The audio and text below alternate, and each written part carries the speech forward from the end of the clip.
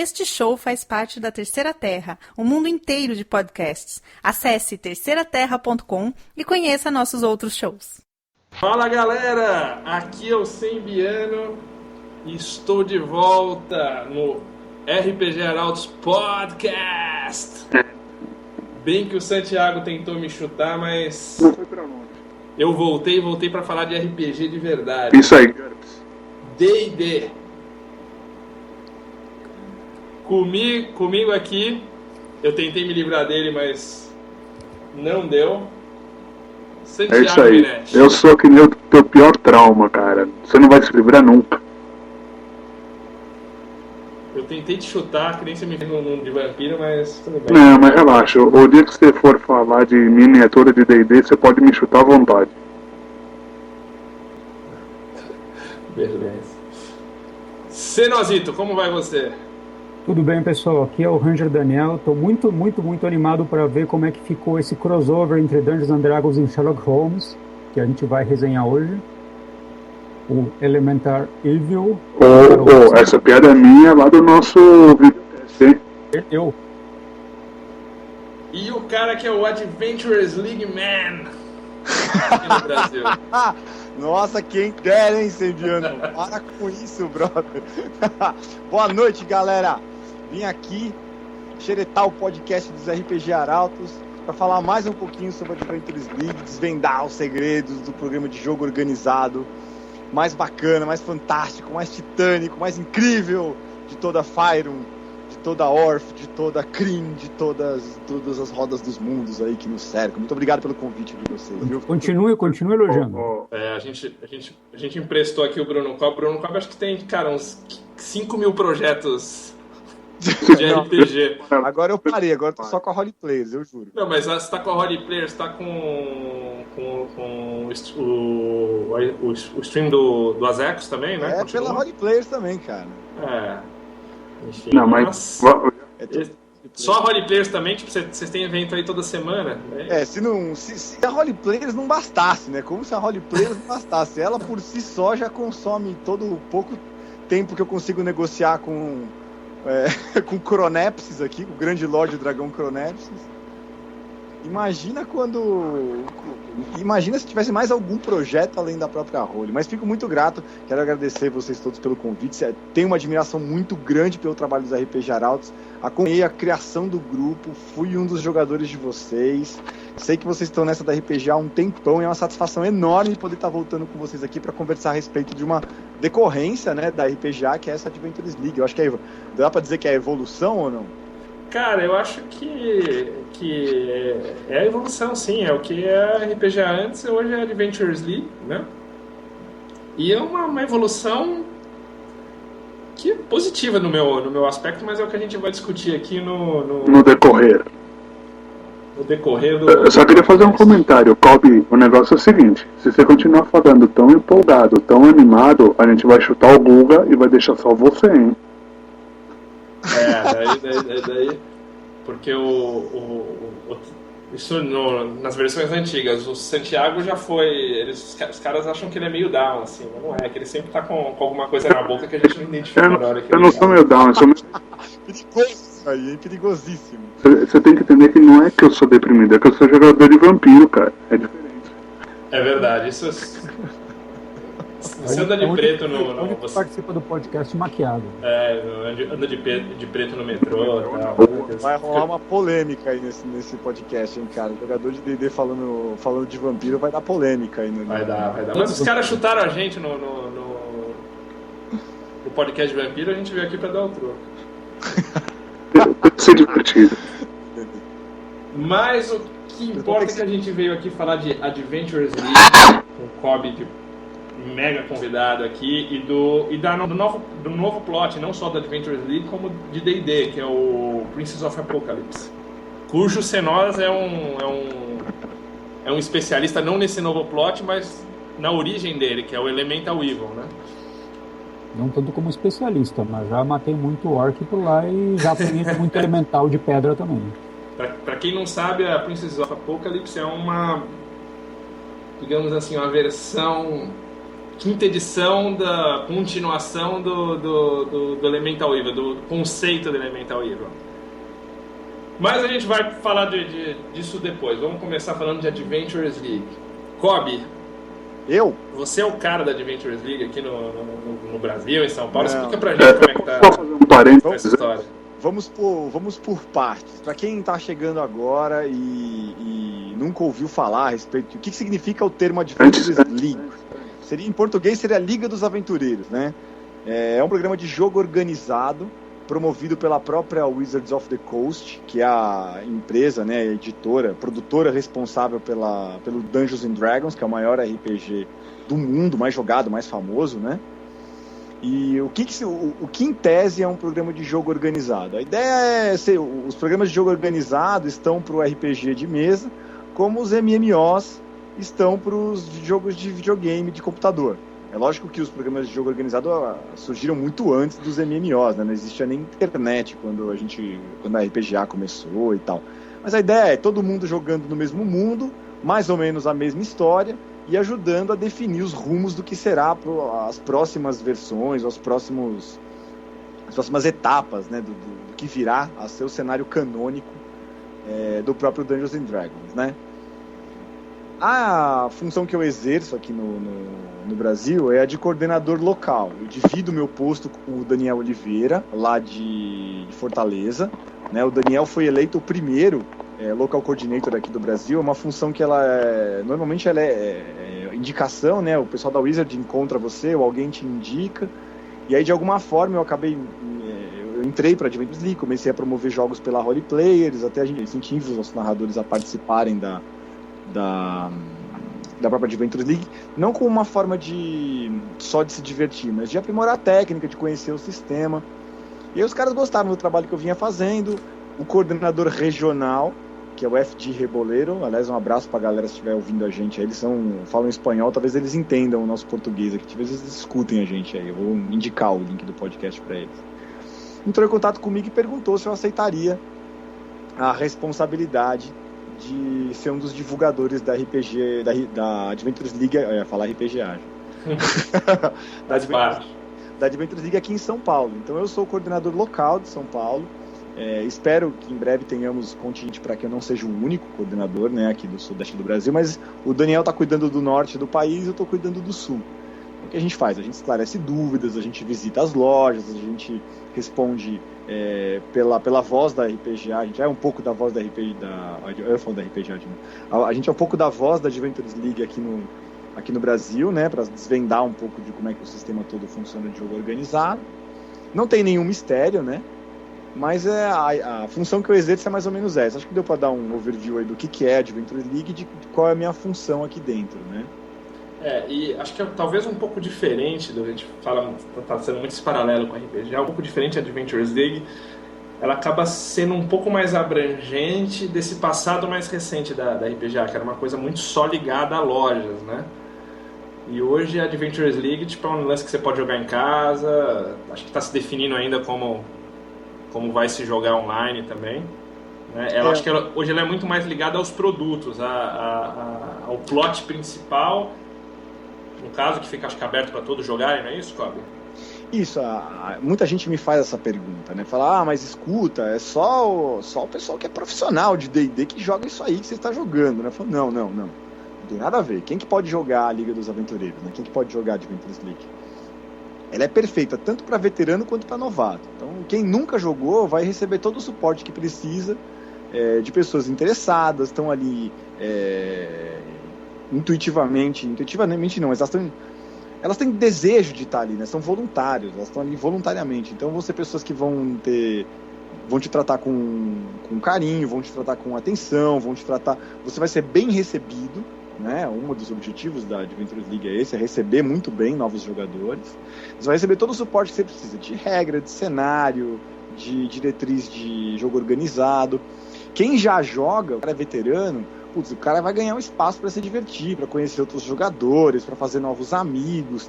E melhor do que isso, quem já narra D&D quinta edição, você já é um narrador e tem vontade de participar desse programa, você pode escrever para o meu e-mail, né, para o COBBI, @roleplayers.com.br, ou pro contato mesmo, que o pessoal, contato@roleplayers, que o pessoal encaminha para mim, para se juntar a nós como voluntário, né? Tanto aqui em São Paulo, lá em Fortaleza, tem unidades da Adventures League em outros lugares do país. Eu vou dar o link com os meninos aí do localizador de loja, para você descobrir se tem um espaço ligado à Adventures League aí na sua cidade. E mesmo que não tiver, a gente dá orientações sobre como abrir, né, um espaço desse, sobre como funciona para que isso aconteça. Ô Guga, mas vamos lá, vamos para a pergunta que não quer calar. Por que mudou? Por que deixou de ser RPGA e virou Adventures League? O que aconteceu? Na verdade, eu acho que a RPGA morreu antes de morrer o D&D. Assim, não morreu, mas meio que... Acho que ainda no final da 4ª edição eles eliminaram o termo RPGA e todo mundo passou a ter DCI normalmente, né? A RPGA existia assim...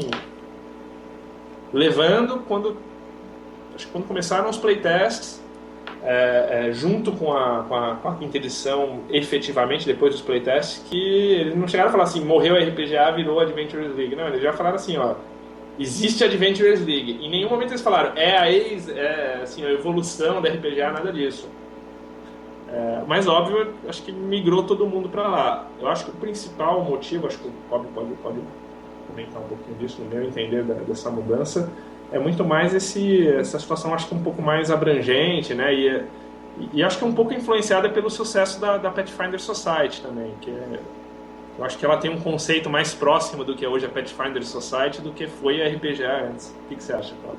Cara, eu endosso a tua opinião, assim, é muito bacana essa postura da própria Wizards eu acho de evoluir mesmo, né, o trabalho que... Fica óbvio, né, pra quem participou, cara, eu sei que vocês estão nessa há muito mais tempo que eu, a minha carteirinha da RPGA tem o logo da TSR, a de vocês deve ter a digital do Gary Gygax ainda, né? Então vocês devem estar nessa... Cara, carteirinha eu tenho até antes, mas acho que quando o Xande, eu acho que era um cara que mexia muito com isso antes, né? Mas eu fiquei muito mais interessado, eu acho que numa época, não sei se você lembra, quando a gente ainda jogava junto, o Hetz queria forçar a gente a pagar pra entrar com o clube, porque na época você tinha que juntar uma galera, membro pago, pra ter um clube local, né? Exato. E só tinha o do Xande, daí o Hetz falou, a gente joga aqui, tem que pagar. O Hetz já queria desviar essa grana, não sei pra onde. Se não me engano, a RPG Arautos nasceu dessa iniciativa do Hetz de querer montar o próprio clube dele de RPGA, não foi isso? Foi um pouquinho isso, foi uma junção disso com o que existia do Xande, né? Foi, eu lembro que nasceu meio que daí isso aí. Lembro do... Bom, então, o que eu quis dizer com isso? Que eu acompanhei o trabalho da RPGA desde a da 2ª edição, né, da época do AD&D. Joguei um pouco em Heaven's Bluff, fui jogar um pouco de 3ª edição para ver como é que funcionava. Na 4ª edição eu não me liguei tanto a jogo organizado, eu estava mais me dedicando ao Theory System na época, né? Tinha um outro projeto de RPG que eu participava. Mas eu me lembro que existem diferenças muito claras assim, quando você se envolve no novo programa da Wizards. Primeiro que ele é mais focado na dinâmica de jogo / produto mesmo. Você recebe, eu recebo, né? Eu percebi que eu tenho mais acesso, muito mais rápido, muito mais veloz o meu acesso aos premieres, né? A produtos que você recebe antecipadamente para testar. Então eu tive acesso a Prince of Apocalypse, por exemplo, que é a temporada onde eu efetivamente entrei para RPGA, foi a 2ª temporada, né? A primeira foi a Tyranny of Dragons. Mas eu tive acesso ao material praticamente um mês antes da aventura ser lançada nas lojas lá nos Estados Unidos, né? Então, um mês antes você está falando aí de março, né? Porque foi lançado agora 14 de abril, 15 de abril, né? Foi. Eu comecei efetivamente a me interessar pela Adventures League não faz muito tempo, gente. Eu tô na Adventures League. A própria 5ª edição, para mim, é um pouco novidade, assim. O ano passado eu me dediquei muito a aprender sistemas nacionais, independentes. Então, Dungeon World, Shotgun Diaries, que não é nacional, mas foi publicado por uma editora daqui. Me dediquei a uma série de outros sistemas e acabei delegando para a equipe, né, que estava mais empolgada com isso, essa tarefa de se informar, de se envolver com o D&D 5ª edição. E aí eu me envolvi pessoalmente mesmo na Adventures League a partir da 2ª temporada. E aí eu senti isso, que a dinâmica é muito mais veloz, então eu recebi o material com mais agilidade, eu tive contato com eles com muito mais agilidade, eles têm uma presença que eu não via antes, eu não sei como é que foi na 4ª edição, mas a presença nas mídias sociais dos peers envolvidos, né, dos profissionais envolvidos com a própria Adventures League é muito grande, a troca é muito maior, e como o Gustavo falou, eles tiveram uma boa escola com a Pathfinder Society, né? Eu nunca joguei pela Pathfinder Society, o que eu sei a respeito dela, eu conheço a respeito, conversando muito com o Rafa Comanete, conversando com o pessoal que capitaneia esse movimento aqui no Brasil. Nunca joguei nem narrei Pathfinder Society, já li os manuais, sei como é que funciona, e lendo os manuais eu percebi a influência nítida que a Pathfinder Society teve nessa evolução para Adventures League, principalmente nesse quesito de produto e temporada de enredo, né? Eu acho que produto, temporada e o conceito de facção. Isso, é uma herança muito grande da própria Pathfinder Society também, né? A Pathfinder Society puxou um pouco isso de D&D das facções, então você tinha alguns outros programas de jogos organizados antes da Pathfinder Society, que os de Eberron, né, o Mark of Heroes, enfim, que tinham já com o negócio das casas de Eberron, o lance trouxeram esse conceito de facções, e os caras evoluíram para um lance in-game, que é a própria Pathfinder Society, e a Adventures League tentou trazer o conceito in-game da Pathfinder Society, das facções, né, pro D&D, utilizando já grupos de poder. Ele herdou isso com a força. Exato. Foi bacana que na primeira temporada tinham as facções do mal também, né? A gente tinha os grupos que combatiam as facções dos heróis, né? E agora não, agora a gente mantiver as facções dos heróis, mas a gente tem as facções do mal acabaram se tornando os elementos. Deixa eu falar um pouco de cada uma das... Mas os Zentarim continuam. Sim, eles sempre foram facção de jogador, se não me engano, né? Sim. O ano passado foi, e na Epic da Gen Con foi a facção que ganhou o Gen Con. Os malvados ganharam, tem alguma coisa errada. Foi triste, eu vi minha facção perder ao vivo, cara, foi muito triste. Você tá jogando pelo... Lords Alliance. Lords Alliance, as always, né, meu? Mas os caras, tinha muitos Zentarim, cara. Como todo mundo quer ser evil, né, Santi? A gente tem um encanto pelos malvados, né? Até hoje, todo mundo quer ser mal. Mas... menos o Senos, cara. O Senos sempre joga de Ranger caótico. Ele só é mal com o mestre. Até hoje eu não esqueci que ele mentiu no playtest pra mim. Viado do caramba. Só 2 magias que apareceram magicamente na ficha. Mas... Nossa. É magia. Mas, Kobe, me fala um pouquinho, cara, como que tá a estrutura de aventuras? Você tem ali, eles, pra jogar mesmo, você falou um pouquinho de participar, se fulano tem loja pra colocar, mas tá aberto pra todo mundo jogar, ainda tá aberto pra todo mundo jogar no modelo Encounters? Então, existem 3 grandes modelos de jogo organizado, né, atualmente na Adventures League. Ela foi recebendo muitas atualizações ao longo do último ano, né, durante o Turn of Dragons. E atualmente a gente tem 3 modelos de jogo. A gente tem o D&D Encounters, que ele acontece semanalmente, né, às quartas-feiras. Então todas as stores, né, as Friendly Low Game Stores, que são as FLGS que eles chamam, né, se reúnem às quartas-feiras à noite. O mundo para jogar Dungeon. Eles querem que o mundo pare para jogar D&D de quarta-feira à noite. Tinha que ser quarta? Então, eles escolhem a quarta-feira por um motivo que... a minha próxima pergunta, a pergunta desse mês na reunião local vai ser justamente essa. Em que manual está escrito que precisa ser quarta-feira? Porque é uma coisa que se fala entre os organizadores, é uma exigência que se faz entre os organizadores, mas é a pergunta que todo mundo faz. Poxa, tinha que ser quarta-feira. Então... Quando lançou o Encounters, foi ainda na 4ª edição, eles queriam fazer alguma coisa que nem que é de muito sucesso, que é o Friday Night Magic, né? Exato, isso que eu ia falar. Mas pode falar, vai fundo aqui. E daí, assim, como a sexta-feira já estava ocupada, né? Vamos combinar que na folha de pagamento da Wizards, o Magic manda mais do que o D&D. Põe sábado, você já emenda, você joga Magic na sexta, vara à noite, já embola no D&D. então, é que pra sábado e domingo, daí vai ter um outro modelo que o Cobb vai falar pra gente também. É, exatamente. Mas assim, nos manuais está escrito que o D&D Encounters acontece semanalmente, eles não dão um dia nos manuais. A gente sabe que tem uma exigência pelas quartas-feiras, mas não existe essa exigência nos manuais atualmente. Se pegar a versão mais atualizada 2.0... Não está escrito. Não está escrito que é de quarta. As aventuras acontecem na Costa da Espada e normalmente é uma aventura complementar a um produto que está sendo vendido. Então pegar um pedacinho de um produto que está sendo vendido, ou você vai pegar um pedacinho da Horde of Dragon Queen, ou um pedacinho da Princess of Apocalypse, e vai jogar o comecinho dela, do primeiro até o quarto nível. A Horde of the Dragon Queen era do primeiro ao quinto. Agora, aí tá a minha dúvida pra você. Hoje o plot atual é da aventura, mega aventura, Princess of the Apocalypse. Estou com ela aqui. E ela começa, assim, eu já peguei pelo livro aqui também, e ela começa de terceiro nível. O D&D Encounters começa em terceiro nível também? Não, então, isso que eu ia falar. O D&D Encounters, eu dei esse overview dele, né, sobre ser semanal, sobre acontecer na Sword Coast, ser complementar a um produto de venda e de ser do primeiro ao quarto nível, justamente para dar uma ideia de qual é o intuito dele. O intuito do D&D Encounters é transformar não jogadores em jogadores regulares. É viciado. Então é para apresentar o D&D para as pessoas que não conhecem ele, é para apresentar Adventures League para as pessoas que não conhecem ela. A ideia dele é ser uma coisa meio que um primeiro contato, né?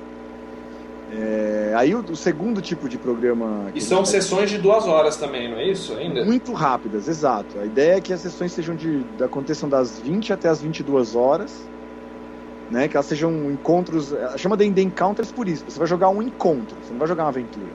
Vai jogar uma cena. Você vai jogar no D&D, para quem nunca jogou D&D, um encontro seria como se fosse uma cena. Você vai jogar um pedacinho, uma ceninha de um... Não é nem um episódio. Se fosse uma série de TV, né, se a gente fosse comparar uma campanha de RPG com uma série de TV, a campanha seria a temporada, né, a aventura seria o episódio e o encounter seria a cena de um episódio, né? Você vai jogar uma cena de um episódio daquela temporada. E aí e a ideia dele ser semanal é por isso, que você vai concatenando essa cena, você pode jogar em lugares diferentes, você pode jogar em cidades diferentes, com narradores diferentes. A documentação do programa favorece que você não fique sempre com o mesmo narrador, se você não precisar. Você não precisar ficar sempre com o mesmo narrador. E a ideia dele é esse. Então esse que a gente está falando aqui é um programa de jogo que chama D&D Encounters, os encontros de D&D. Perfeito. Existem outros 2 programas, que é o D&D Expeditions e o D&D Epics. Esses 2 programas, eles são pontuais, eles não têm um comprometimento com a repetição, né, com que ele tenha continuidade. Então, o que é um D&D Expedition? D&D Expedition é um evento, então digamos que você tem uma loja ali na sua cidade e uma vez por ano ela tem um evento muito bacana de RPG, ou de anime, ou de quadrinhos, ou de videogame. E aí, nesse evento bacana que tem na sua cidade, você quer colocar uma aventura diferentona que tem a ver com a Adventures League, que só possa ser jogada nesse seu evento. Aí você vai recorrer ao D&D Expeditions. Então eles são episódicos, né? Você vai jogar um episódio mesmo, é uma aventura um pouco mais longa, de 3 a 6 horas de duração. Acontece no Mar da Lua e vai do primeiro até o 10º nível, essas aventuras, né? Você vai ter aventuras do primeiro ao 5º e aventuras do 5º ao 10º, dependendo do nível dos jogadores que forem atender ao seu evento, né? E ela tem o Expeditions, ela é um pouco a evolução do que era o Living Forgotten, porque, digamos assim, se o cara tem uma loja, ele pode rolar, ele tem um evento todo sábado, ele pode rolar, tipo, essas aventuras todo sábado, e tem, como você falou, diversos níveis, né? Tem tiers das aventuras, não é isso? Exato. A ideia desse modelo não é tanto você ter semanal, quando o pessoal ir jogando toda vez, mas ele sugere uma continuidade. Então você vai num evento grande, pode ser que o cara faça todo sábado, se ele tiver uma tremenda loja de RPG com público para isso, ele pode fazer D&D Expedition todo sábado. E aí fica um formato muito parecido com o Encounters, né? Normalmente o que acontece é, você cativa um público com Encounters, e do Encounters essa galera vai para Expeditions. Ou eles vão jogar em casa, vão jogar home game, ou eles vão jogar digital, vão jogar mesas online. Ou eles veriam um evento especial jogar uma aventura tipo quinzenal. Ou quinzenal, ou mensal, às vezes trimestral, às vezes semestral, às vezes anual. Eu tô falando assim, tô trazendo a Adventures League para uma realidade mais próxima do nosso país, né? A gente sabe que aqui no Brasil a gente não tem o mesmo. Primeiro que a gente é um país muito maior do que os países estão acostumados a jogar esse tipo de programa, né? Exceto os Estados Unidos, né? Que mas eles não contam, né? Os caras são. Não. Já nasceu o negócio, né? Mas se for pegar o pessoal, por exemplo, da América Central ou o pessoal da Europa, são países muito menores, onde você tem uma cultura de jogo, né? De lojas de jogo, muito mais sedimentada do que aqui no Brasil, né?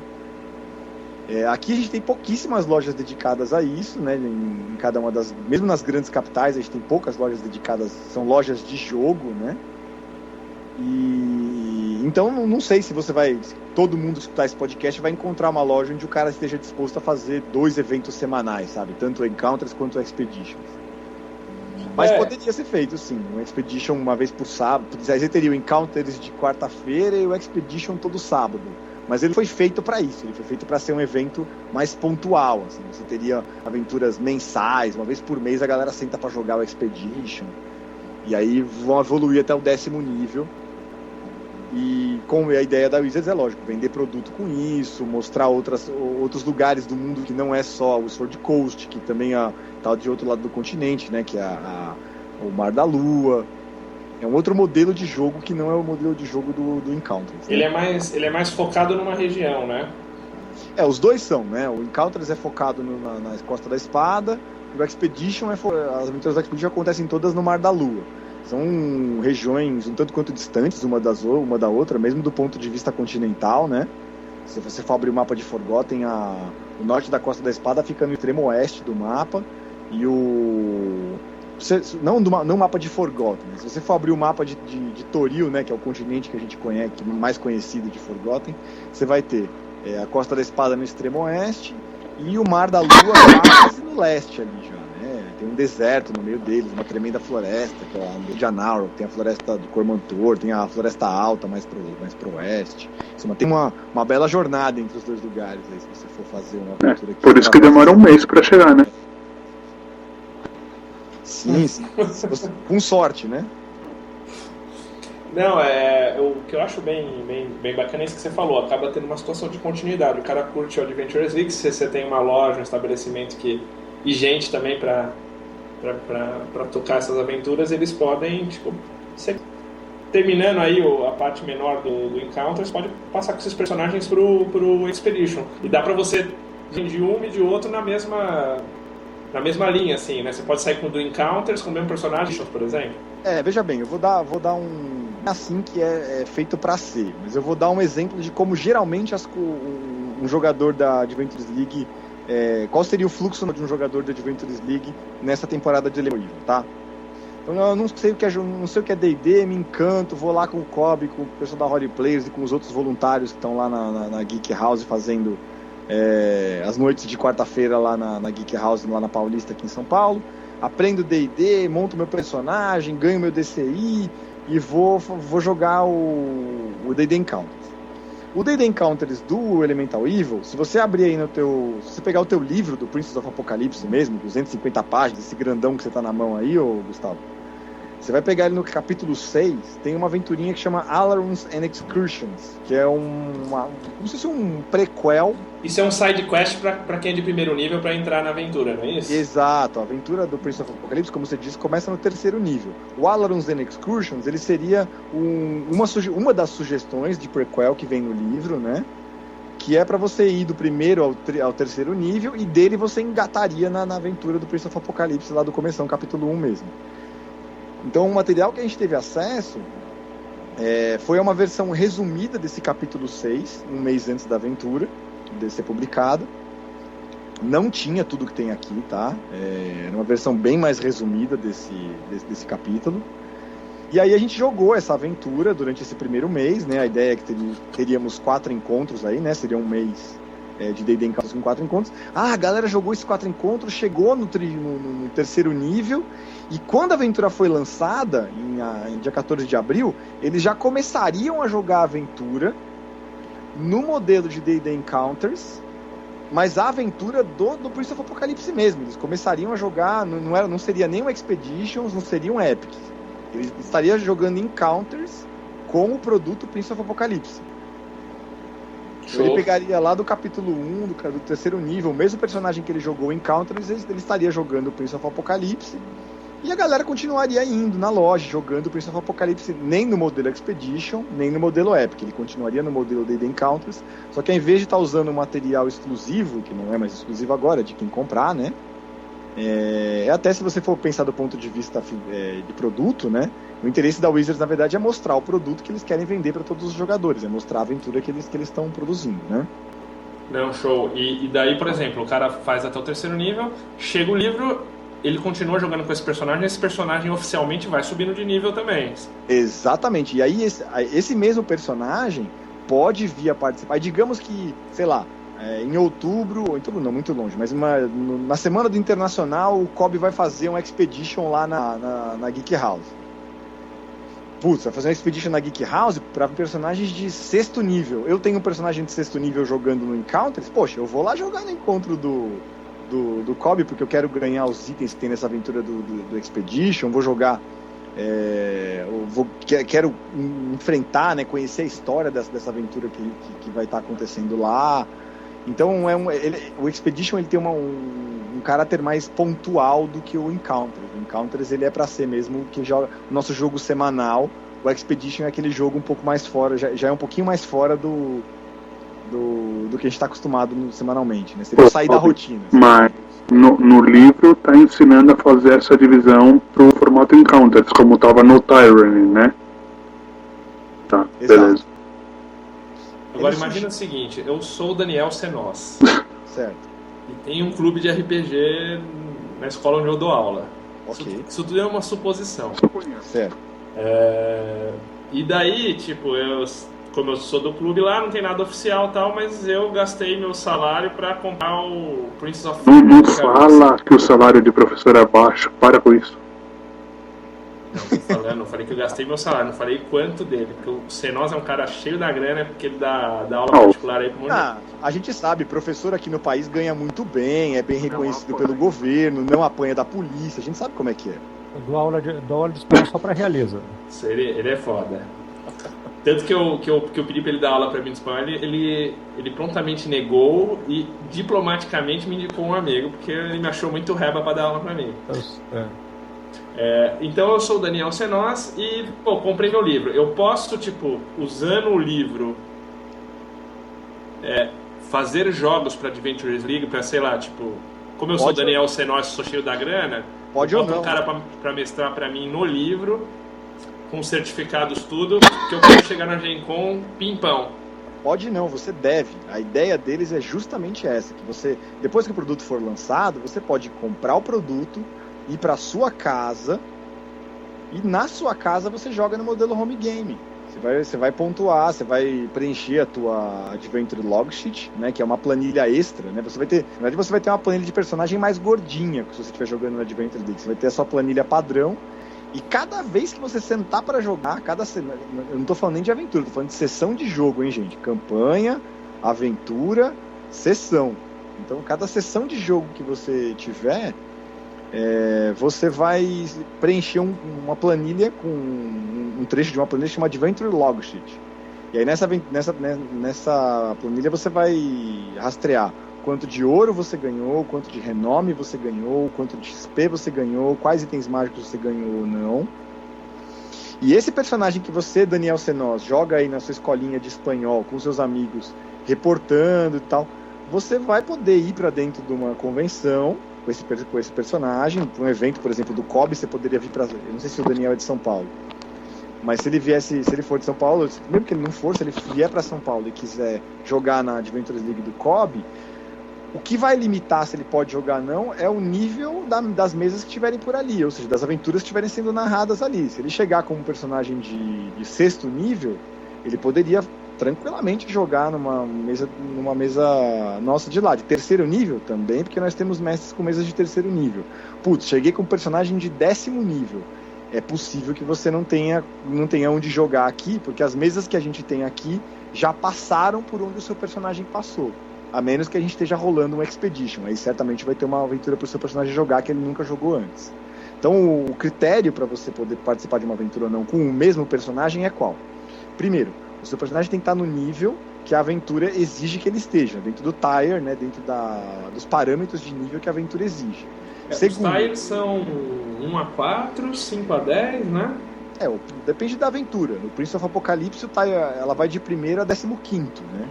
Ela já vai direto, mas que eu digo, na Expedition, cada aventura tem um tier diferente, mas sempre nessa faixinha aí de 1 a 4, que é como eles dividiram lá Exato. A evolução do personagem na 5ª edição.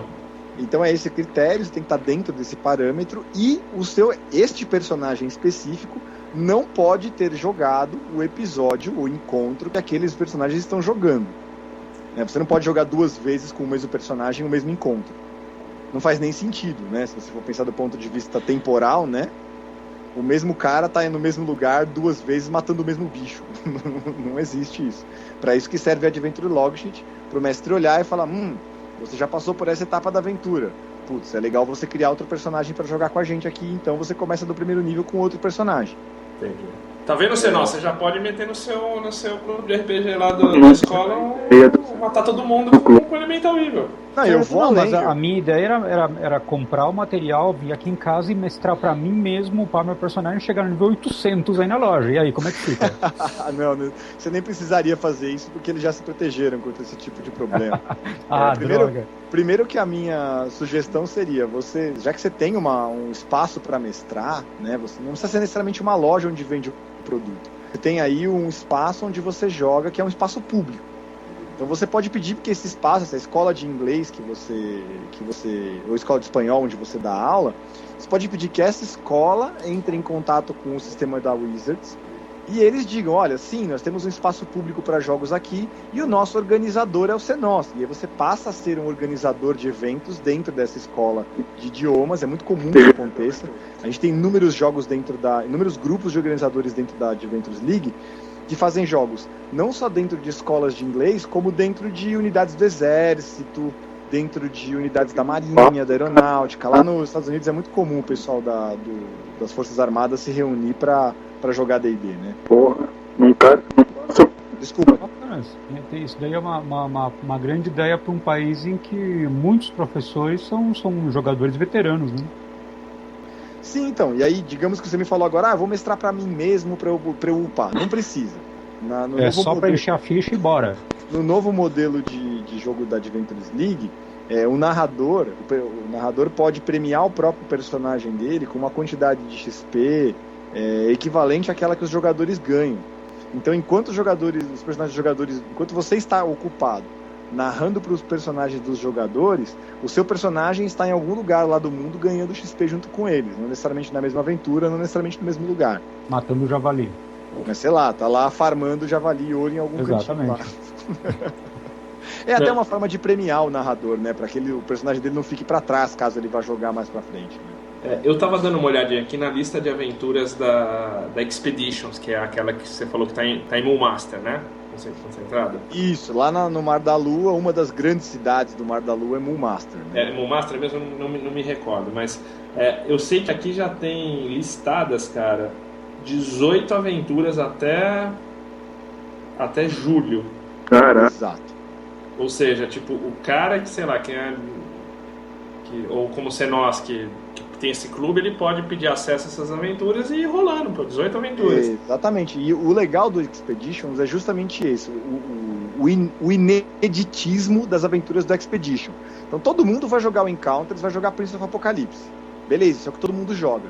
Quando tiver rolando um Expedition, além de você ter certeza que a aventura é pro seu nível, você vai jogar uma aventura que é certeza que o seu personagem nunca jogou, porque ela acontece em outro lugar do mundo e com outro arco de campanha, o mesmo arco de campanha, mas numa outra vertente desse arco, né? Então é certeza que você vai poder jogar essa aventura desde que você não tenha jogado ela em nenhum outro Expedition, em nenhum outro evento, em nenhum outro lugar, né? E daí dos modelos faltou o top, né? Então, temos o D&D Encounters, que é esse semanal, tem o Expedition, que são esses episódicos, e tem o D&D Epics, né, que é fantástico, magnânimo, são aventuras de uma noite inteira, né, são longas aventuras, levariam aí umas 8 a 10 horas de aventura.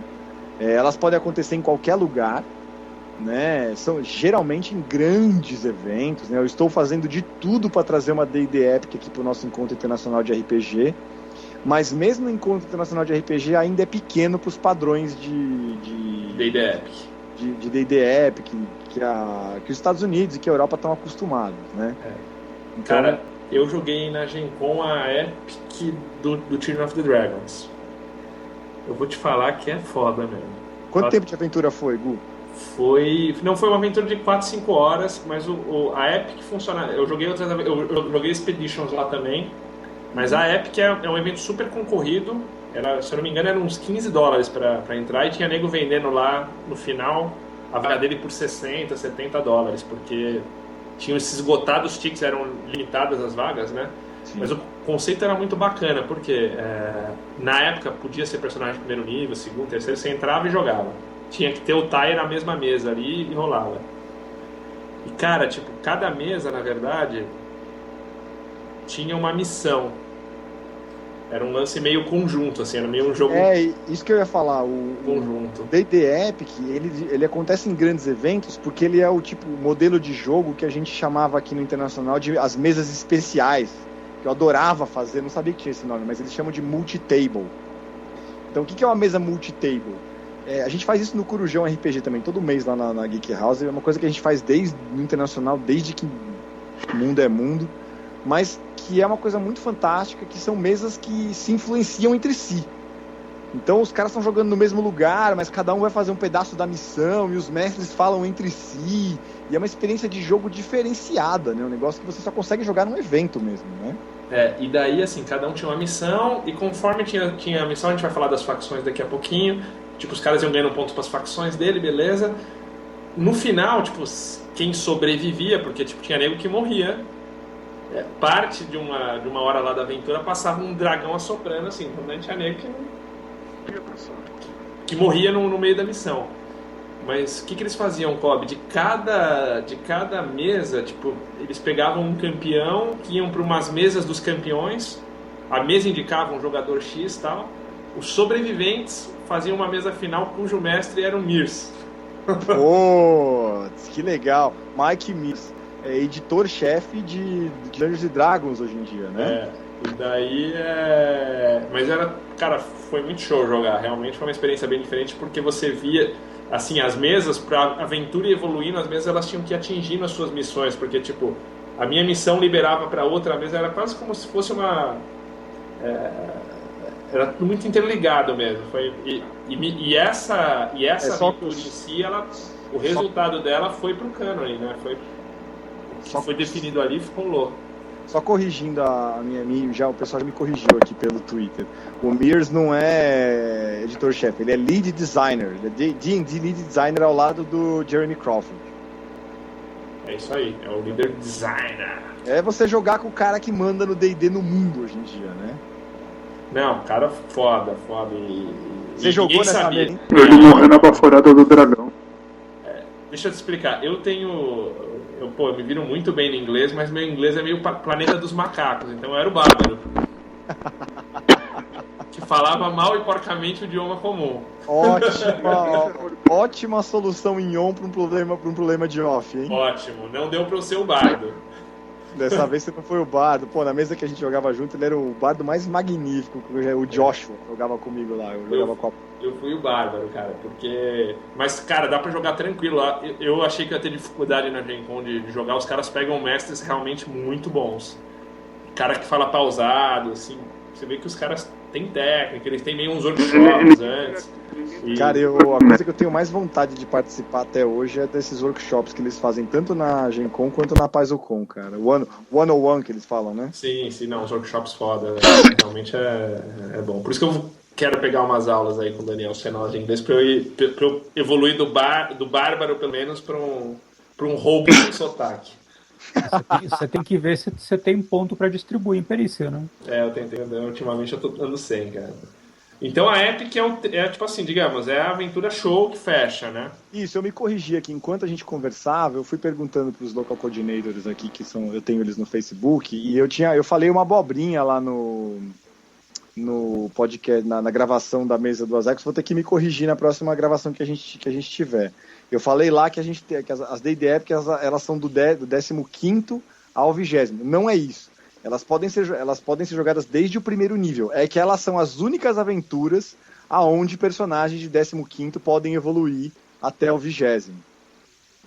E onde personagens podem receber rank 4 e 5 dentro das facções, né? E aí que a gente entra, cara.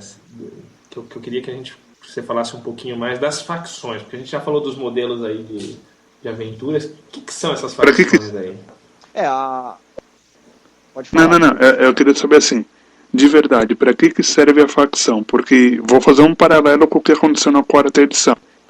Eu não sei se vocês lembram, se vocês acompanharam, tinha tudo aquela história da RPGA, de você alterar o mundo, só que eu via um monte de gente reportar e eu ouvia a reclamação de todo mundo falando que nunca acontecia nada, que a história não evoluía.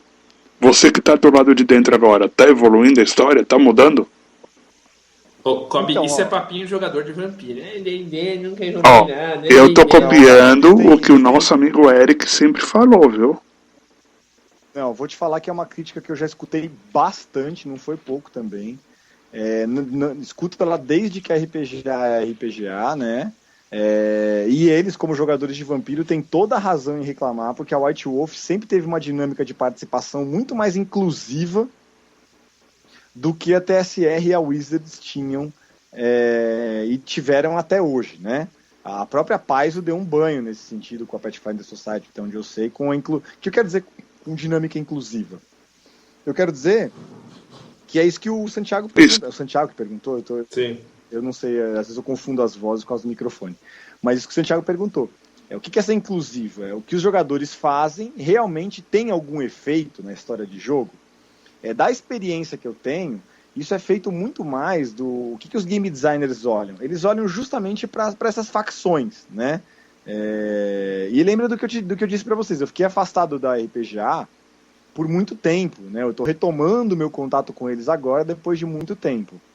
Então, a boca pequena, o que se escuta falar? Se escuta dizer que o que os game designers olham é muito mais para essa coisa das facções. Então, o que eu acho legal da gente fazer? Vamos falar um pouco a respeito delas, e aí a gente retoma essa pergunta do Santiago no final, depois que a gente falar das facções, para eu poder explicar um pouco de como é que eu acredito que isso vai acontecer. Não testemunhei nenhuma, né, o nome de nenhum amigo meu entrou para os livros, mesmo porque eu não tenho tanto tempo assim de Adventures League para poder ter testemunhado isso. Estou na minha primeira temporada de Adventures League, né? Mas dizem aí que existe sim uma influência, existe sim uma evolução, e eu acho que baseado nesses modelos que a Wizards acabou copiando, sendo testemunha, né? Acabou se inspirando para poder evoluir a Adventure League, ela vai ser um pouquinho mais inclusiva. Vamos falar um pouco mais a respeito? Pode. Assim fica mais fácil. Pode. Não, eu até depois também divido a minha experiência lá na Gen Con. Mas a gente vai começar por ordem alfabética a facção ou por ordem da que todo mundo mais conhece para as novas? Eu sugiro que a gente siga a ordem que eles seguem no padrão, assim, que é a ordem de tendência. Então manda ver. O que é uma facção, para começar? A facção ela é um termo técnico, não é assim que os personagens conhecem esses grupos dentro do universo de jogo, né? Assim como eles não se chamam por classes, né? Um personagem nunca vai olhar para o outro e falar assim, qual classe você é? Não, quem faz isso são os jogadores, né? Os personagens não sabem. Ô Ladino, vem cá, Ladino. Eles se conhecem pelo nome deles, pelo passado deles. Os jogadores sabem qual é a classe. A facção... Eles não tem conselho regional de Ranger? Não tem, o sindicato dos Rangers não existe. Não, mas tem uma facção onde você se encaixa... A dos chifres. Existe. Então, e aí a facção ela é o termo técnico, né, pros grupos. O que são as facções, na verdade? As facções são grupos, são organizações. Alguns deles realmente são facções. Aqui no Brasil o termo facção está relacionado muito com facção criminosa. Verdade. Né? Então, falar de facção parece... Muitos grupos entram nessa categoria. Tem 2 dos grupos que estão disponíveis para jogar. Não, na verdade. Vai ter uma das facções realmente se encaixaria nessa categoria de facção criminosa aí. Mas a ideia é que é um grupo organizado que se ajuda, né? Então, se você pertence a esse grupo, você vai encontrar outros membros desse grupo, você vai ter acesso a missões desse grupo, você vai ter responsabilidades com esse grupo. E esse grupo vai abrir opções de enredo diferenciadas para o seu personagem, né? É possível jogar sem participar de nenhuma facção? É possível, e você provavelmente vai ter oportunidades de entrar para uma facção, para diversas facções ao longo do jogo, caso você se arrependa. Eu posso mudar? Mas pode mudar de facção, isso tem que vir com enredo também, né? Isso é coisa de cara de vampiro também, que eu quero ser tremendo, depois eu quero ser... Tem que ser o negócio é trair os outros, cara. Você entra numa, afunda ela e vai pra outra. O Senos tá querendo fazer... Como é que chama? Isso, quando você... Sabotagem, né? O Santiago é coisinha de jogador de vampiro. Santiago adoro intriga, cara. Adoro confusão. Bom, vamos começar pelos arpistas, né? Os arpistas são o grupo mais conhecido dos Reinos Esquecidos, né? São uma rede de conjuradores e espiões, pregam a igualdade e secretamente eles combatem o abuso de poder, né? É uma organização benevolente, luta contra tiranias. Normalmente são magos, bardos e ladinos de tendência bondosa, né? Que são atraídos para esse grupo. Os objetivos deles são buscar informações, né? Então eles querem aumentar o conhecimento que eles têm a respeito de todos os tópicos. Eles promovem secretamente a igualdade, a isonomia entre os povos. Então eles lutam para derrotar tiranos, líderes, organizações que ficam muito poderosas. Eles tentam ajudar os fracos, né? Os pobres e os... Tipo os Estados Unidos no mundo real, né? Em tese, igualzinho, né? Em tese. Mas é mais ou menos isso. A ideia dos arpistas é eles são uma organização mais livre, né? Mais dispersa. E aí você tem... Depois deles você vai ter a Ordem da Manopla, que são os favoritos aí do Gus, se não me engano, né? Você quer falar Não, eu sou da Lords Alliance. Você é da Aliança dos Lords, cara. Eu achei que você fosse da Ordem da Manopla. Esses são dos paladinos, né? Você é um homem cheio do dinheiro, então faz sentido de que você pertence aí à Ordem da Aliança dos Lords. Há controvérsias. A Ordem da Manopla ela é composta por seguidores da justiça, né? Então são caras fiéis, vigilantes, eles protegem os outros das depredações, né? De problemas que os malfeitores podem causar. Eles são todos muito honrados, né? Muito lawful, né? Muito leais. Normalmente são clérigos, monges ou paladinos de tendência leal. Muitas vezes são leais e bondosos também. São atraídos para a Ordem da Manopla. Tipo o PT daqui.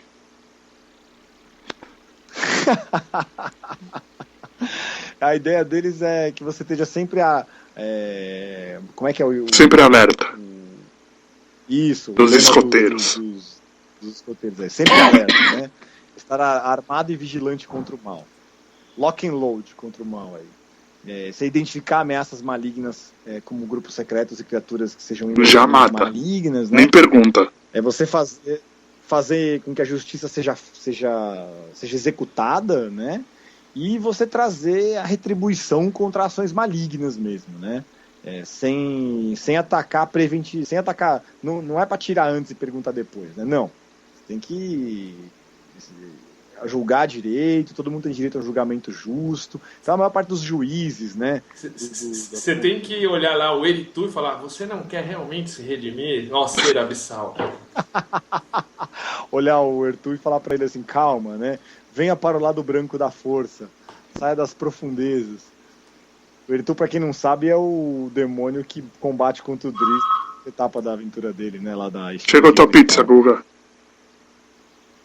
Chegou, cara. O papo tá bom. Pô, vamos dividir com a gente aqui, hein, cara. Bom, o terceiro grupo que a gente vai ter aí é o Enclave Esmeralda, que aí é onde eu acho que o Guk encaixa o Senos. Mas você tem que entender que o Gus sempre quer encaixar no Senos. É uma coisa incrível.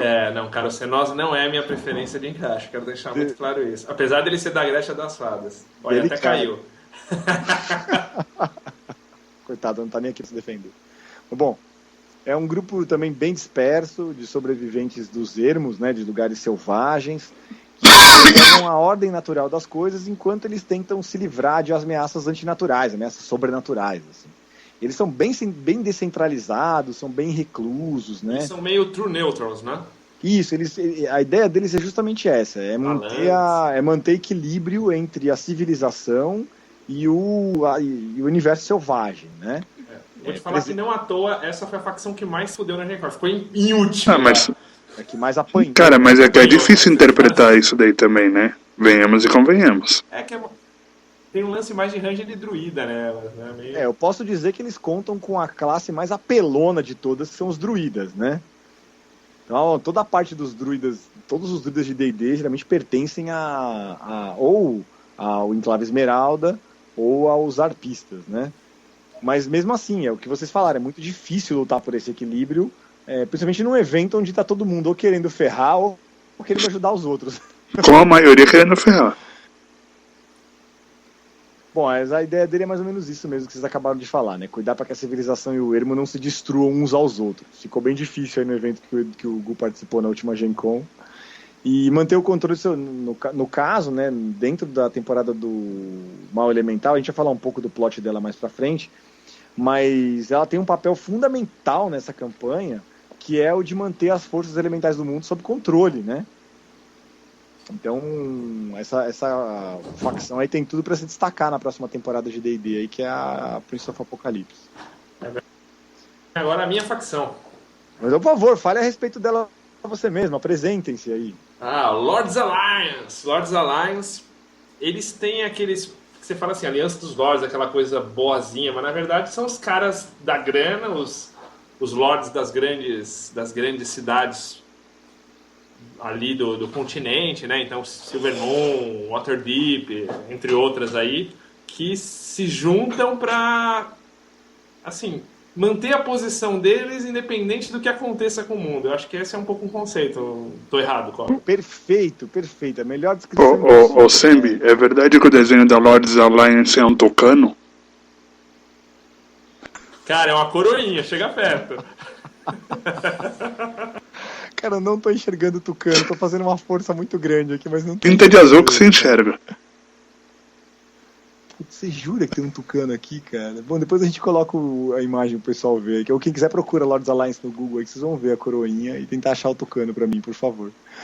Mas é isso aí que o Gu falou, eles são uma ordem bem agressiva, militar e bem política mesmo, assim, né? Eu brinquei lá na stream da Adventures League no Rolo Dado, que a Aliança dos Lords estaria muito próxima ao que são as casas do Game of Thrones, né? Então a ideia é que você honre a cidade onde você nasceu, você honre... E você sempre pague suas dívidas. E eu acho que tem uma homenagem clara ao Game of Thrones aqui nessa ordem, né? Uma referência. Não sei, eu acho que é um easter egg, né? Não faço parte do time de developers. Mas a Aliança dos Lords, ela, como todas as outras facções, elas são organizações que já existiam dentro do mundo de Forgotten, né? Mas eles deram uma adaptada nela na quinta. Por exemplo, na quinta edição, a última patente da Lords Alliance chama Leão Coroado. Sim, não. É um Lannister, cara. Sim. Mas que eu digo, as facções já existiam, são, digamos assim, as versões futurísticas, que a gente conheceu elas muito ainda na segunda edição, terceira edição, né?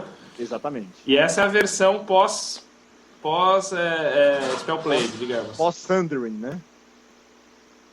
E o Lords Alliance, ele é uma facção que se preocupa com a própria estrutura militar, estrutura política do lugar de onde eles estão, né? São todas, como o Gu falou, são organizações todas muito antigas, muito tradicionais dos Reinos Esquecidos de Forgotten Realms, né? E a última... mas antes dela, acho que tem um termo muito importante na Lords Alliance, que é assim, que nem você falou, tipo, é manter a posição no matter what. Exato. Tipo, faça o que você tiver que fazer. se Eles aproxima... são assim, eles têm tipo um pezinho nos Entarinhos. Assim. Até por isso que eu comparei eles com as casas de Game of Thrones, né? Você vê nos livros, na série, os membros das casas fazendo coisas absurdas para se manter no poder, né? Desde incesto até assassinato, patricídio, ou seja, eles fazem coisas duvidosas para manter o poder. E quem não faz morre, né? Quem não faz morre no primeiro episódio, de cara. E tendem a se destacar aqueles que não usam os meios mais bondosos para obter esse poder, né? E aí, descambando pro final da maldade, a gente teria aí os Zentarim, né? Que é uma rede sombria e inescrupulosa. O objetivo claro deles é dominar Faerun. É isso que eles querem, Faerun. Eles querem dominar Faerun. Mas é o Manchun ainda, o cara dela, não? Então, a gente não tem essa informação ainda dentro da Adventures. A gente não sabe quem são os cabeças ainda. Eu posso dizer que é o seguinte, vamos satisfazer uma curiosidade nossa aqui, que eu não fiz ainda. Os kits que a gente recebeu da Adventures League aqui no Brasil, eles vêm com uma carta de cada um dos personagens mais importantes dentro das guildas, né? E eu vou satisfazer uma curiosidade nossa aqui. Eu vou olhar e vou ver quem tá assinando a carta do Zentarim, cara. Olha, o cara spoiler, tá assinando spoiler. a carta do Zentarim aqui no Brasil, aqui no kit dos jogadores, é um cara que chama Tyrion Longfangs. Parece o nome do anão lá de Game of Thrones, né? O Tyrion. Mas é Tyrion Longfangs. Eu não me lembro de cabeça desse personagem de Forgotten. Algum de vocês se lembra de quem é Nem ele? ideia. Não, acho que é um cara feito pra segurar a onda aí. E mesmo porque, se a gente conhece bem o Zentarim, ele não tá usando o nome real dele, né? Ele precisa usar o nome real, né? Pra quê? Quem conhece o Zentarim sabe que ele certamente não tá usando o verdadeiro nome dele, né? Eles têm muitas faces. Bom, quem são os Zentarim? Eles são a Deep Web de Forgotten Realms, assim. Tudo que é de podre, de proibido, de errado, de contra-lei, de imoral e amoral, passa pelos objetivos do Zentarim, né? Normalmente, quem trabalha para o Zentarim não trabalha porque quer, trabalha porque ou está em busca de poder e está manipulando outras pessoas para conseguir esse poder. Então, se você é um Zentarim, provavelmente tem algum familiar seu raptado, alguma dívida que você deve para alguém, porque são criminosos, né? O objetivo deles é esse, é acumular riqueza, é conseguir poder, ganhar influência sobre as pessoas e organizações mais importantes do mundo.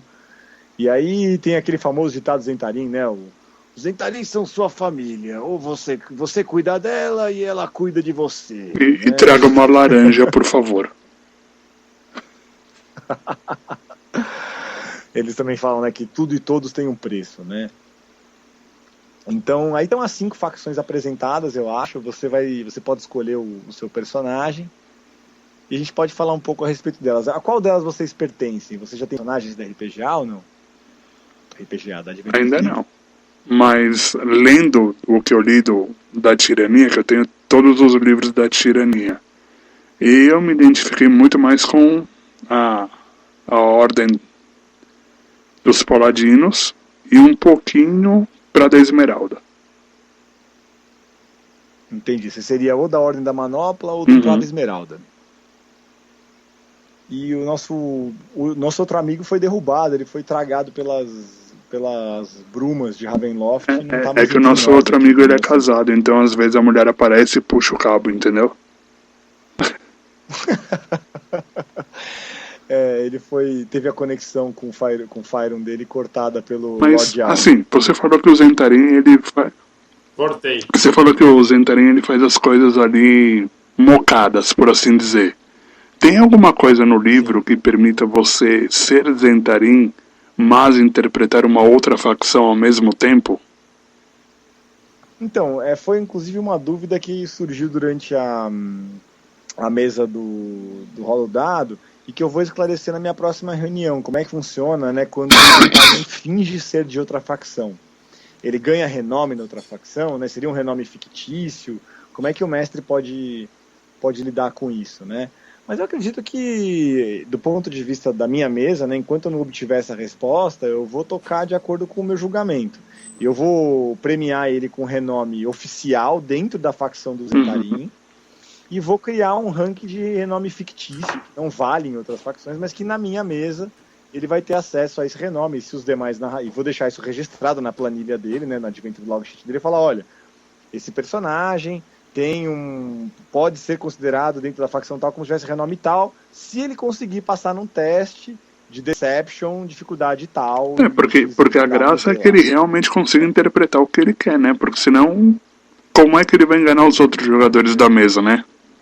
Então, mas em tese, cara, o que eu vi, assim, rolando na prática lá nos Estados Unidos é que, tipo, as facções meio normalmente elas se unem para combater aquela ameaça. Exato, elas não estão combatendo umas contra as outras. Então, tipo assim, o inimigo do meu inimigo é meu amigo. Esse e normalmente tem o maior, que na primeira temporada era Don Queen, isso ficava muito claro, né? E o culto do dragão, especialmente.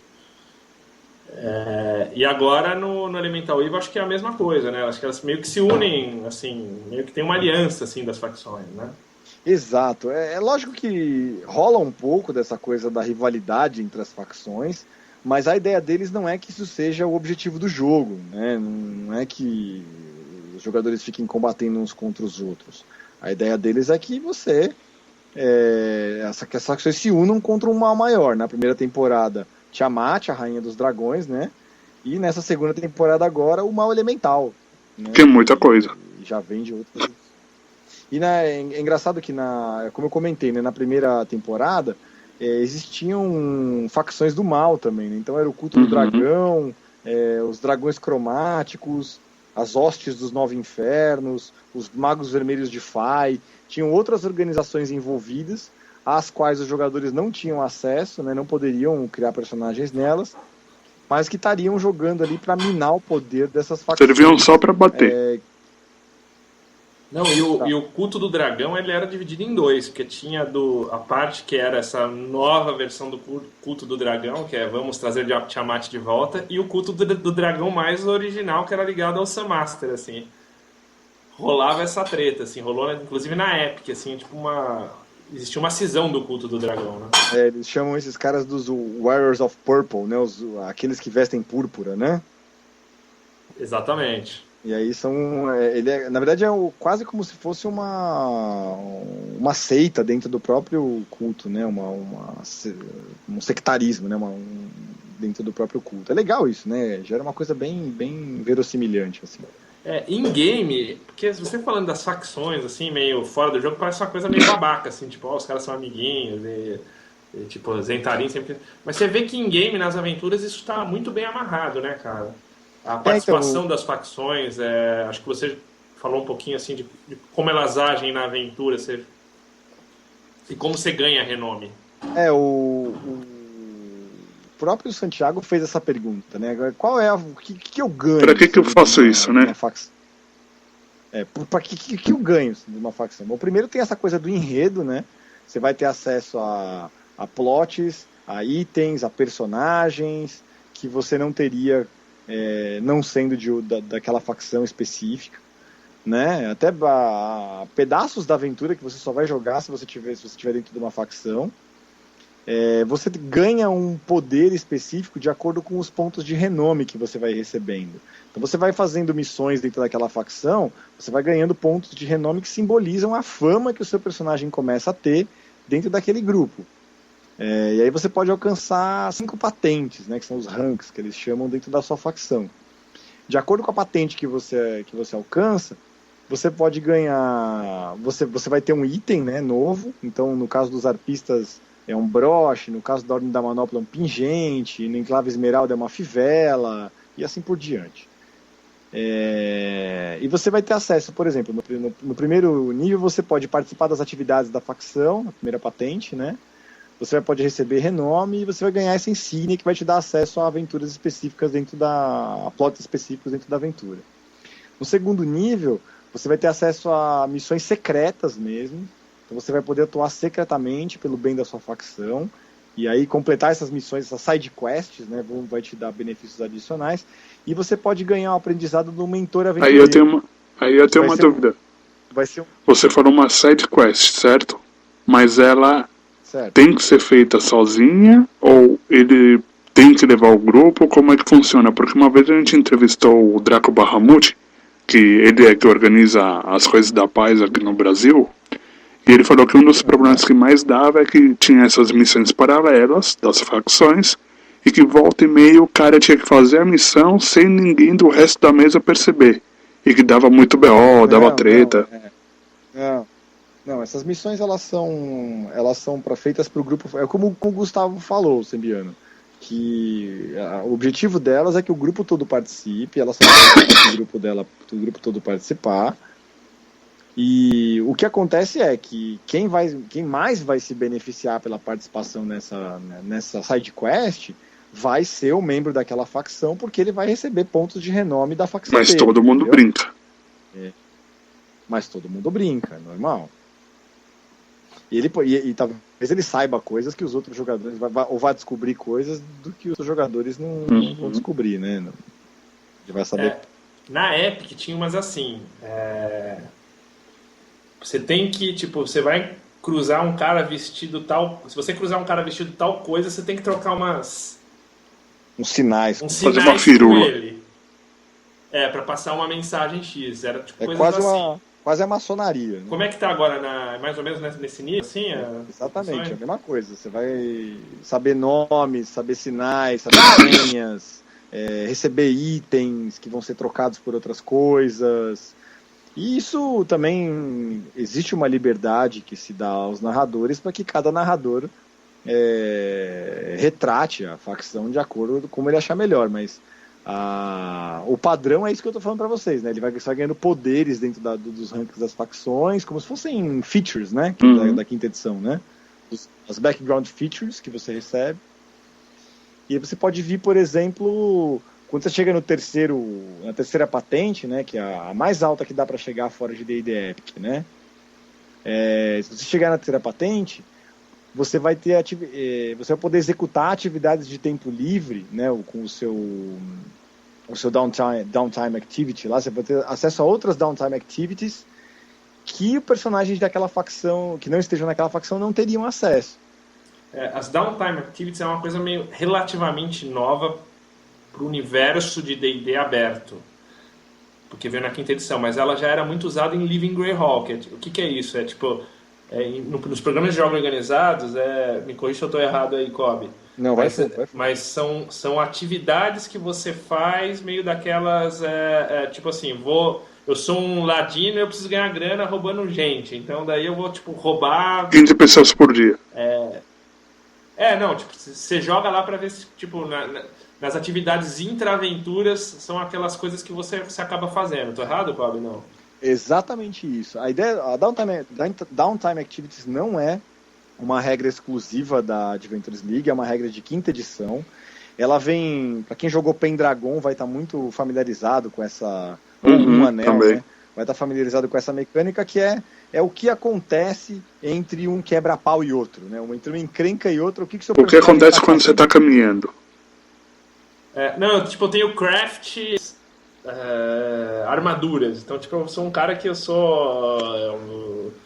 faço armadura. Então, entre as aventuras eu faço armadura ganhar grana. Carrega uma bigorna para cima e para baixo.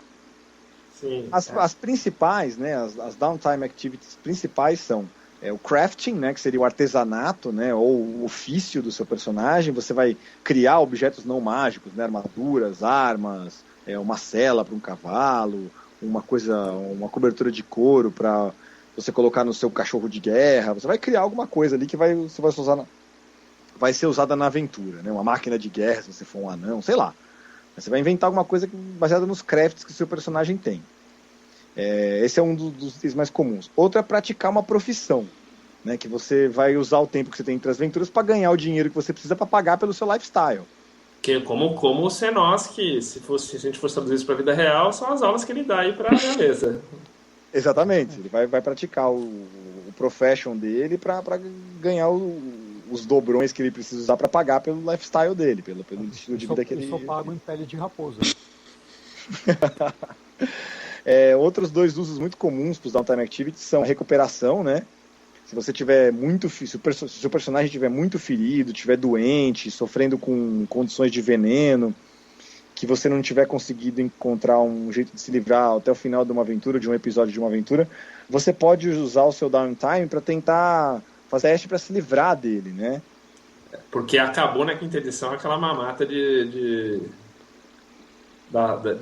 cura de como era na quarta edição, né? Então agora você tem que dar uma penadinha. Você tem que se... E outra coisa bacana que você pode fazer no seu downtime é que você pode treinar, né? Você pode aprender um novo idioma, você pode aprender a usar um novo conjunto de ferramentas, você pode aprender uma nova skill, aprender coisas diferentes, né? Trocar o seu background, mas trocar a sua perícia de proficiente.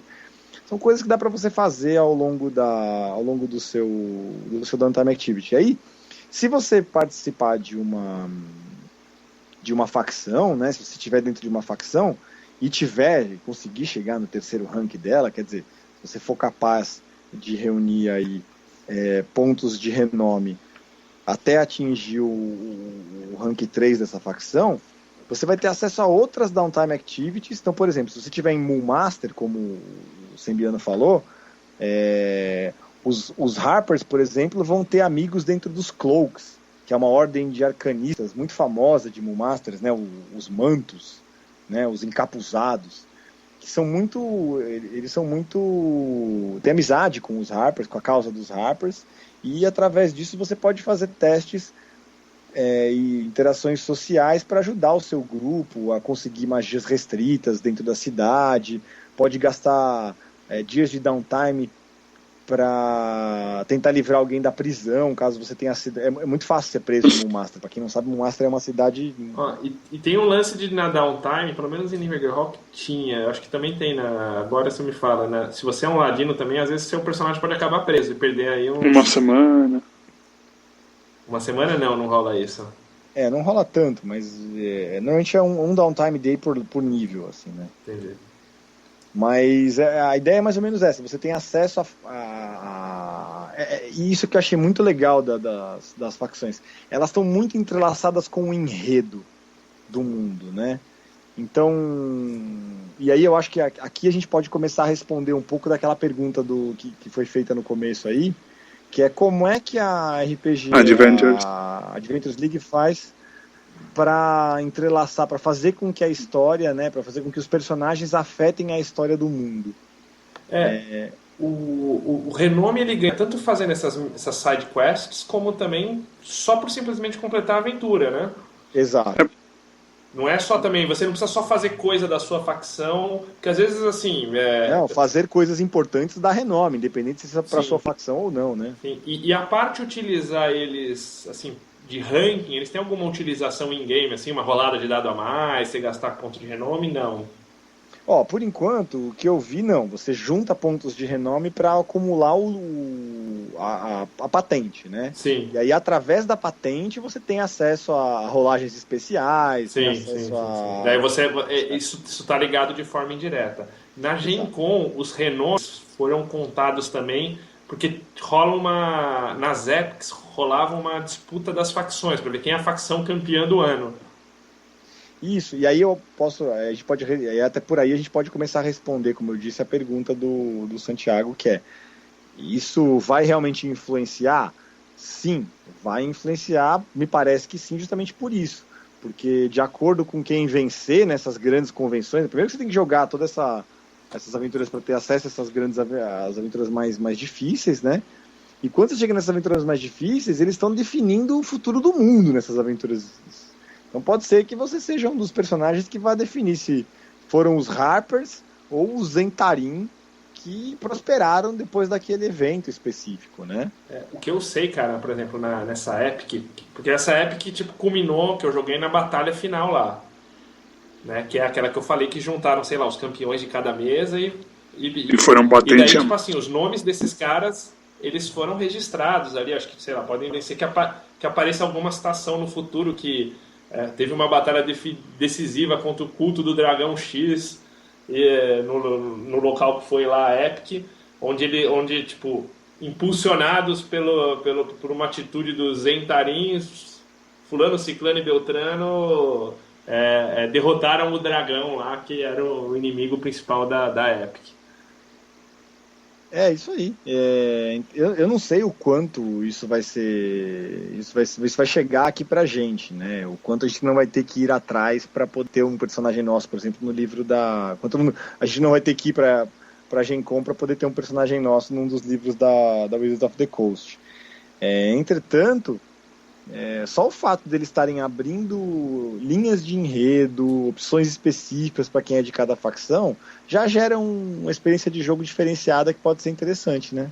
Eu acho que livro hoje nem tanto, porque nem é muito o mote deles ficar lançando mais tanto livro, por incrível que pareça. Mas com certeza eu acho que nessas aventuras próximas aí das Expeditions, principalmente, de repente o nome de um ou outro é citado, a Batalha X... e aí por livro você pode imaginar que podem... Estão rolando muito... A gente voltou aos romances agora, né? Sim. Eu não sei, vai que você tem um livro seu, um personagem seu citado num romance, aí... Então, mas a ideia deles é realmente, por exemplo, a batalha que rolou lá na Epic é uma batalha que ficou pro canon. Isso não é novidade nenhuma, né? Na época da RPGA isso já era feito, né? Eu nunca me esqueço que joguei... A primeira aventura canônica da RPGA que eu joguei foi Wrecking, de Ravenloft, né? E aí eu lembro que quando eu fui ler o Core Rulebook, então no Hacking a gente impedia o Azalin de explodir o domínio de Necrópolis e transformar Dacon ali numa cidade de mortos-vivos. E aí eu lembro que quando eu peguei o Core Rulebook na mão e eu fui ler sobre o domínio do Azalin, tinha uma linha que falava lá, Azalin só não conseguiu porque teve um grupo de aventureiros que... eu fiquei maravilhado. Sim. Pô, eu tava nesse grupo e tal. Então, Vampiresco, respondeu a sua pergunta com um tom crítico? Não, a única parte que eu ouvi foi: a gente vai ter que ir pra Gen Con pra fazer a diferença. Mas essa é a parte boa, cara. Eu espero que a gente consiga trazer uma Epic aqui pro Brasil, né? Que vocês possam vir pro Encontro Internacional de RPG e já tenham chance de fazer uma... Eu me candidato a Não, porque de verdade, eu prefiro muito mais que a gente consiga fazer uma coisa aqui do que a gente ter que ir pra lá. Eu acho que dá muito mais valor pro nosso hobby aqui do que se a gente continuar indo pra lá. Pra vir pra cá a gente tem que dar uma força pro hobby aí pra realmente rolar bastante evento de Adventures League, porque daí você rola muito movimento nos DCIs, que é a última pergunta que eu ia fazer pro hobby, ou seja, o nego precisa ter DCI pra jogar Adventures League, né? O DCI é um número simples, você entra no site da Wizards, tem inclusive uma interface em português pra você cadastrar o seu DCI. Finalmente. Lá, né? Então é bem simples, cadastrar o DCI é um número que seria o teu RG dentro da Wizards. Pode usar o do Magic, que é uma pergunta muito comum que a gente escuta nos eventos. Se você já tem um DCI de Magic, você pode usar esse DCI. Agora, por exemplo, para eu ter esse DCI, eu tenho que ir lá jogar com você ou dá para tirar online? Como é que funciona isso? Não, dá para tirar online. Tem um link que a gente manda do pessoal que você mesmo faz seu cadastro lá e tal. Eu tenho um tutorial que eu postei no site da Roleplayers. Eu mando o link para vocês colocam junto lá no podcast. Quem quiser fazer o próprio DCI já pode levar o DCI pronto para o evento da... E aí, é o que o Gustavo estava falando, quanto mais DCIs cadastrados a gente tiver, melhor, mas basta ter DCIs cadastrados? Tem que jogar. Não. Esses DCIs têm que estar cadastrados e ativos. Porque daí o Kobe vai poder chegar a falar pros caras, falar assim, porra, tipo, tem aqui, sei lá, 300 negros que vêm para um evento huge aqui em São Paulo, que, uma oportunidade show pra gente divulgar, né? Daí os caras liberam a Epic. A gente faz muito... o desafio D&D, que é uma atividade super tradicional do Encontro Internacional de RPG, ele nada mais é do que uma D&D Epic, né? Se você for ver. Eu já fui campeão nos primórdios do desafio D&D. Eu lembro, poxa, vocês foram campeões no desafio D&D 2003, se não me engano. Foi nos primórdios. Eu estava mestrando nesse desafio, inclusive. Mas é isso, né? A gente já faz isso aqui no Brasil, não é sancionado pela Wizards, né? O desafio D&D foi promovido pela própria Devir. A Roleplayers nasceu no resgate do desafio D&D em 2013. A gente fez um desafio D&D de 4ª edição. A história era toda com elementos canônicos do mundo da Wizards, mas não teve relação nenhuma com a Wizards. A gente não levou isso para eles.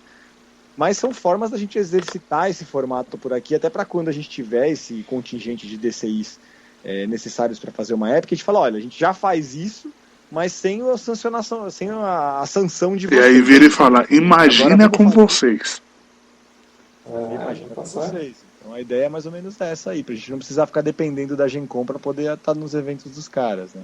Kobe, uma pergunta que a gente fez off aqui, porque tipo, eu já mestrei muito D&D Encounters, isso eu mestrava na Terra-média, oficial, tudo, e eu mestrei umas 4 temporadas lá. E nas primeiras temporadas a gente recebia kit, depois não recebeu mais.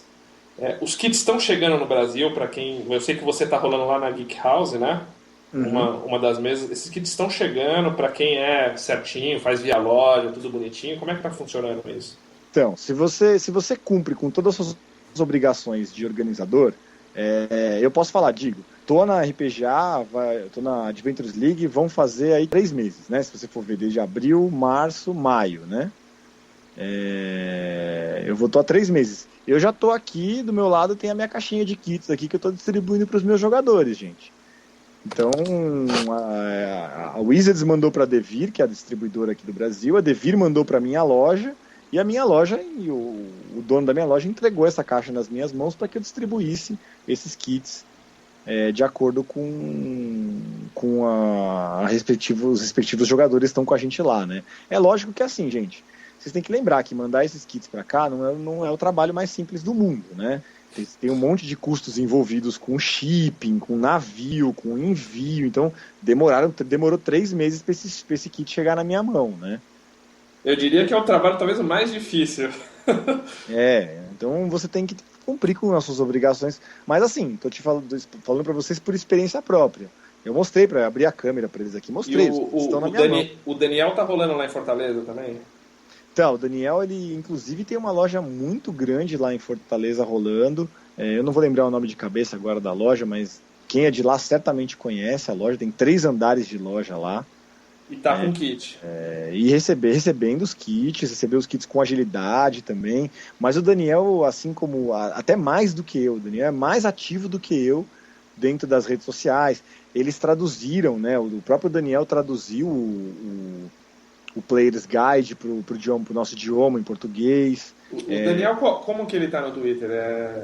Cara, eu não tenho o Twitter dele, eu tenho o Facebook dele, mas eu sei que se você entrar na comunidade de Adventures League do Facebook, no grupo de Facebook da Adventures League, e você encontra ele lá. Ele é um dos membros, é fácil acesso. Eu acho que eu tenho ele aqui no Twitter, deixa eu dar uma olhada. Mas eu vou passar para vocês o link do material traduzido, vocês colocam aí também para o pessoal ter. O que a gente tem traduzido para o português já é o Player's Guide de Elemental Evil, o Player's Guide do Tyranny of Dragons e as regras básicas do D&D, que está disponibilizada pela Wizards lá, e já tem tradução também, né? O sobrenome dele é Daniel? Daniel Oliveira. Isso. É um cara muito bacana lá de Fortaleza que está fazendo um trabalho fundamental para o crescimento da Adventures League no Brasil, assim. Posso dizer que sem ele a gente não teria metade do que a gente tem hoje em dia aqui no Brasil, mais da metade, na verdade. 70% do que a gente teria aqui no Brasil não existiria. Daniel, a gente vai encher seu saco aqui para participar do próximo também, né?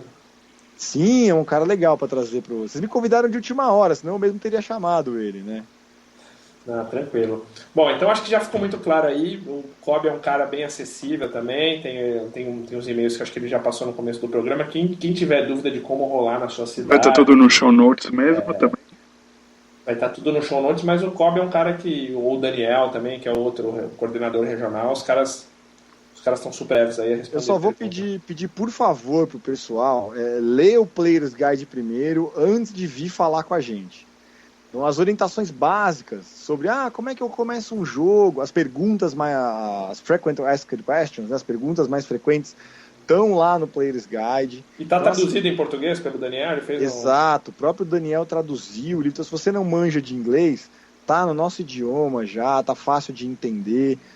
O Player's Guide tem tudo que você precisa saber para começar a mestrar na sua cidade. As dúvidas mais cabeludas, li o Player's Guide, não entendi, aí traz pra gente, pra poupar a gente também, que como vocês sabem, o trabalho que a gente faz, eu costumo brincar que tudo que a Wizards ganha com a Adventures League, ela divide metade com a gente, né? Ou seja, nada. A gente é voluntário no programa da Wizards of the Coast, fazemos por amor à camisa. Sou fã de D&D há 22 anos. Então, somos voluntários, a gente tem pouco tempo, a gente divide o tempo entre os projetos pessoais da gente, nosso tempo profissional. Então procura a gente, se informa primeiro, lê o Player's Guide com carinho. Existe uma wiki da D&D, que é o Bazar, que você, se tiver alguma pergunta específica, a maior parte das perguntas específicas também já está respondida lá dentro do Bazar. O blog da Adventures League lança um post semanal com as perguntas que foram mais feitas lá na reunião dos Local Coordinators. Então, eu posso te garantir que as primeiras 70 perguntas que vão surgir na sua cabeça a respeito da Adventures League vão estar relacionadas tanto no Player's Guide, ou no FAQ, ou no Wiki da Adventures League. Mas, independente de qualquer coisa, sim, tanto eu quanto o Daniel estamos disponíveis para o pessoal que tiver alguma dúvida que não esteja listado, que não estiver entendendo alguma coisa, pode entrar em contato com a gente, que a gente dá um jeitinho de ajudar vocês. Pois é, esse Players é tão bom que tá escrito até lá, por que quarta-feira? Essa é a pergunta 71. Depois você puder passar o link pra gente da versão dele em português. Porra, show. Mas isso que você tá falando é bem o que acontece, assim. Isso é um se não me engano, a resposta dessa pergunta é justamente essa que eu passei pra vocês, né, o Santiago? Sim. Que é tentar fazer o mundo parar pra jogar no mesmo dia, né? Podia ter sido na sexta, mas tudo bem. Agora, esse lance que você fala de às vezes a gente... Eu tô afiado, hein, cara? Tá bem. Esse lance que você falou da gente perguntar sem manual, tá? Porque isso é muito do brasileiro, né? Você trabalha numa empresa multinacional, a gente faz muito treinamento, né? E cara, tipo, vendo com outros países assim, o que se espera num treinamento? Que o cara leia o manual antes de ir pro treinamento, de fazer uma pergunta. Nós, normalmente, assim, a gente meio que tem preguiça de dar uma lidinha nas coisas, a gente faz pergunta.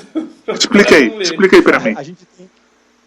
A gente tem essa... Eu não sei nem se é uma preguiça, mas o brasileiro ele é mais aberto, é mais sociável. Ele quer conversar, o cara não quer ler pra fazer a pergunta. Ele prefere conversar. Aí o que eu costumo fazer é, você quer saber como é que é? Então você vai ouvir o podcast do RPG Arautos, que eu expliquei tudo bonitinho. Toma aqui o link do tudo. Mas é que, Kobe, o Sembi não quer assumir, mas é que tem um problema. 9 entre cada 10 jogadores de D&D não sabem ler. É uma doença muito triste que eles carregam. Isso é mentira, isso não é verdade não, Santiago. Você tá mal informado. Tá bom, 8. Não, só quem joga de Barbarian, né? O meu Barbarian sabia ler inglês, ele só falava que nem Planeta dos Macacos, cara. Tô sentindo que o Santiago tem um ranço aí. Ele tem um ranço. A galera do D&D aí. Tem um rancinho porque ele caiu naquela empresinha que o White Wolf caiu naquela empresinha lá que você precisava ver o cara que tocava essa empresa na Gen Con. Eu quase tirei uma foto pra mandar pro Santiago, cara. Era um ser andróide. Ainda bem que não mandou. Depois a gente publica o endereço do Facebook do Santiago pra vocês que estão ouvindo aí poderem dizer pra ele a opinião de vocês a respeito disso que ele acabou de dizer sobre os jogadores. Não, ele não só disse como é frequente isso, né? Uma perseguição. É gratuito. É quase um racismo. Te dá o endereço dele para vocês poderem ir lá conversar com ele e fala na cara. Fala na cara. Esta primeira parte do podcast que acaba, infelizmente, mas continuaremos falando de Prince of Apocalypse. Aguarde mais um pouquinho e até lá.